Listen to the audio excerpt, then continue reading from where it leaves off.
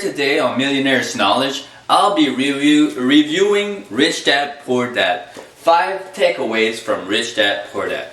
So let's begin. So the first point that the rich do different than the poor and middle class is that the rich don't work for money. Okay, what does Robert Kiyosaki mean by the rich don't work for money? Well, they don't essentially work to get a paycheck. They work to learn and acquire new skills that can make them money and make the money work for them. But they don't do it for the money alone, because if you're working for money, you're not going to take risks, you're not going to step out of your comfort zone to learn something new. So the rich focus on learning and not working for money. The second takeaway from Rich Dad Poor Dad is that the rich focus on assets. They focus on assets that generate income so they can be financially free. What are the types of assets that you can acquire that generates a positive cash flow? Well, you can buy real estate that cash flows into your pocket.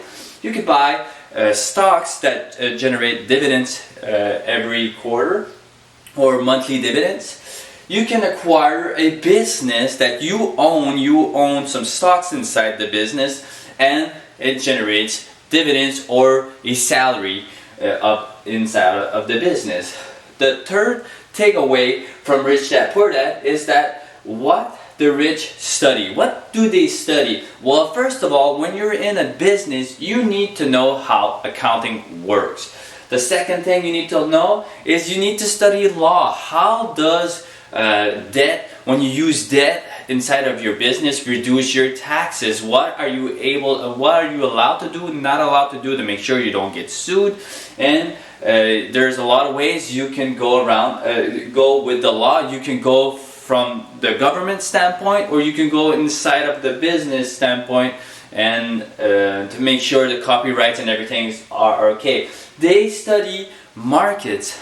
They study the law of demand. Like, if you want to offer something that has no value or there is no demand, there's no way you can sell that product. That's why they study markets.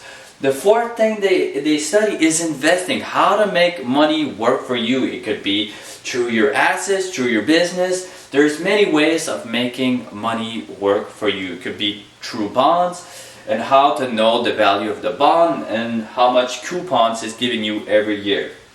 The fourth takeaway from Rich Dad Poor Dad is that the rich don't save money. Okay, they save money, but not in the traditional sense that we think of saving money. If they save money, it's through their equity, and that equity, they'll take on some debt to acquire more assets. So if they're saving money, it's through their companies, through the value that they create, but they're not saving to save money. They're saving to acquire more money. So they don't stick to the saving point as the traditional poor and middle class do.